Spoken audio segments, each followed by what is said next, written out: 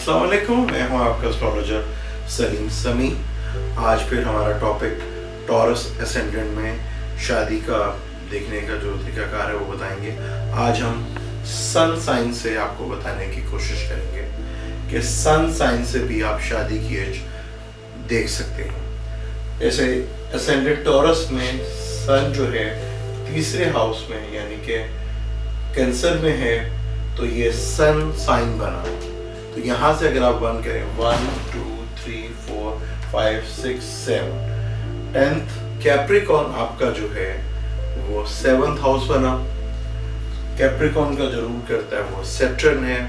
Saturn की जो शादी की एज है वो 18 साल और 36 साल की एज में शादी की एज बनती है।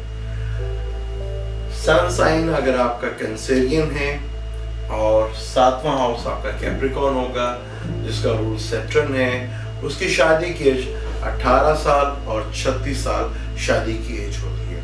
अगर आपकी इस पीरियड में शादी नहीं होती तो आपको डेफिनेट किसी एस्ट्रोलॉजिस्ट से मिलना चाहिए और उससे पूछना चाहिए। कुछ चीज़ें मैं आपको बता देता हूँ कि अगर सैटर्न ख़राब हो तो उससे भी शादी डिले होने की वजह हो सकती है।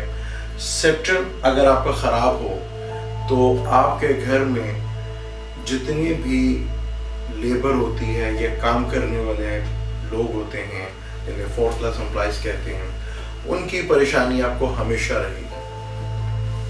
वो एक आएगा एक चला जाएगा, एक आएगा एक चला जाएगा, या काम छोड़ के चले जाएंगे, या चोरी की शिकायत रहेगी, घर से चीज़ चोरी हो गई है, गुम हो गया है। लेबर्स को आपको शदीद परेशानी का होगा। घर में लोहे की चीज़ का नुकसान होना, मशीनरी का ख़राब हो जाना बार बार, ये सैटर्न की ख़राबी होने की निशानी है। और आपकी नी गोडे वगैरह की तकलीफ भी आपको होती है। यूरिक एसिड भी से आपको हो सकता है।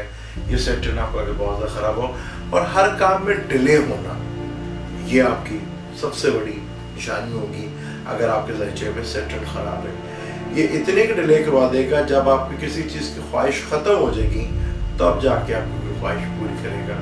सैटर्न की सबसे बड़ी बुरी ये निशानी है। सन कैंसेरियन का 7वां हाउस कैप्रिकॉन बनेगा जिसका रूल सैटर्न है, जिसमें शादी की 16 साल से और 36 साल की में शादी होती है। मेरा पेज सलीम समी एस्ट्रोलॉजर है, उसे लाइक कीजिएगा, कमेंट्स कीजिएगा, मुझे आपके कमेंट्स का इंतजार रहेगा। अब मुझे इजाज़त दें। अल्लाह हाफ़िज़।